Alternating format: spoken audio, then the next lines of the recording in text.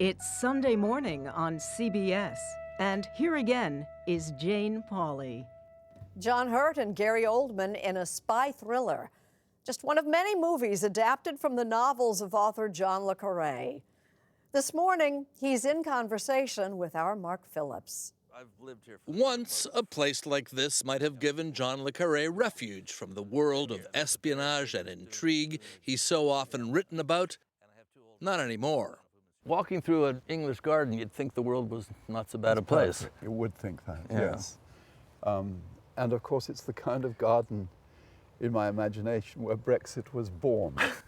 In a place like this. Yes, a gentleman owns everything he beholds and sees this paradise about him and thinks, how can we let those bloody foreigners in? Le Carré is 88 now, and 25 novels, 10 films, and 6 TV adaptations later, he has new villains. The people trying to take Britain out of the European Union. I'm talking about Brexit. I'm talking about the difference, which Americans also know very well, between patriotism and nationalism. A patriot can criticize his country, stay with it, and go through the democratic process. A nationalist needs enemies. No deal. Bye-bye. Le Carré's feelings about Brexit are well known. He's against it. He's joined street demonstrations demanding the chance to vote again in a new referendum. Have a vote and revoke. Now that the potentially damaging consequences of Brexit are better known. But the problem, he says, is bigger than that. I think to have abandoned our allies effectively in Europe, to have actually turned them through the rhetoric that's thrown around into enemies, that's something quite extraordinary. And he's not shy about getting those opinions into his new book. The first reference to Brexit, I think, is described the absurdity, I think is the phrase you use. It was much ruder than that. It was Let's call it that. Yes. Let me just say, first of all, that always in my books I've tried to live the passion of my time. And in this case, I felt very deeply, continue to feel very deeply, that the British public has been bamboozled by people with private interests. So to get that feeling, to invest the argument in characters rather than just stand on the soapbox, that was my job. That's always been Le Carré's job. Times have changed since we first met him in the mid-1990s at his seaside home in England's Wild West country. The Cold War had been declared over. The books he had written there, based on his own experience as a British spook, The Spy Who Came In From the Cold, Smiley's People, and all the rest, seemed like old news. Several had been made into films and TV shows and seemed like relics of another age. Vladimir was the best source we had on Soviet capabilities and intentions. He was close to their intelligence community and reported on that, too.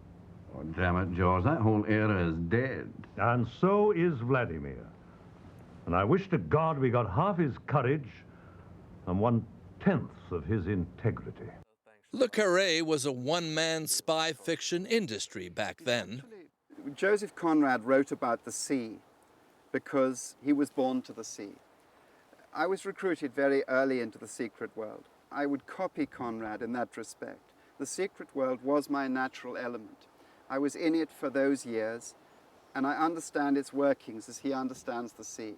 But even then, he saw that the future looked a lot like the past.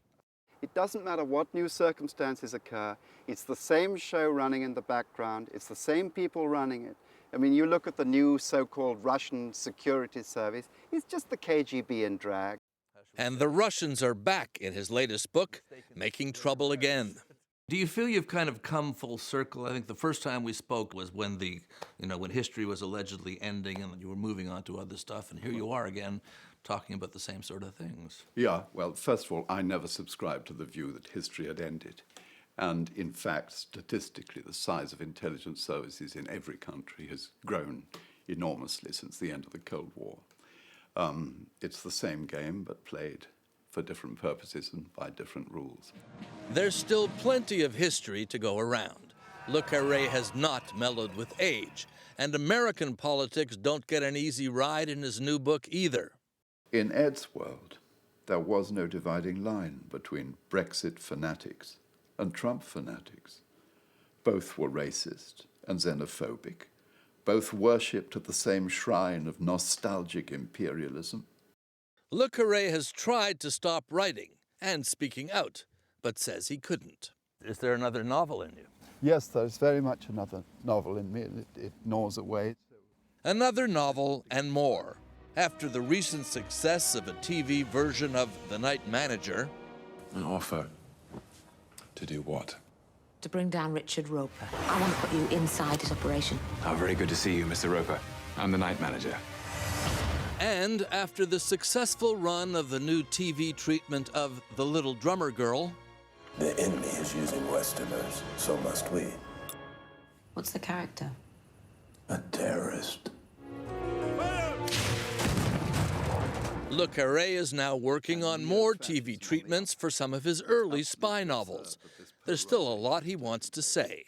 Britain is famous, used to be, for common sense and centrist Political behavior. compromise, yes. It's gone. So what do you do? Well, agitate. I keep on writing. I'm 88, so my range for the future is strictly limited. You better get cracking. I better get cracking. I have no time. I have no time to die either, but I suppose I'll have to. Not yet, let's say. Thanks. That's, yeah.